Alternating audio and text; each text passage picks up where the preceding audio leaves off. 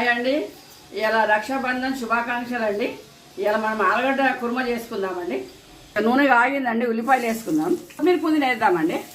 అల్లం వెల్లుల్లి పేస్టు, ఉప్పు, కారము, పసుపు, గరం మసాలా అండి. పెరిగేసుకుందామండి.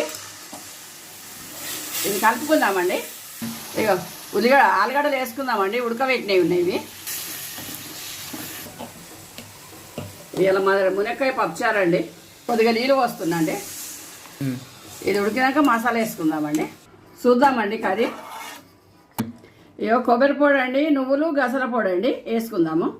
చూద్దామండి. ఆలు కుర్మా చిన్న మంట మీద పెట్టినండి. కలుపుదామండి. కర్రీ మంచిగా అయిందండి. ఆలు కుర్మా అండి సూపర్ అయింది. చపాతీ, తెల్లన్నం, బగారన్నంతో బాగుంటుందండి. టేస్ట్ ఉంటుంది తెల్లన్నము పూరితోని.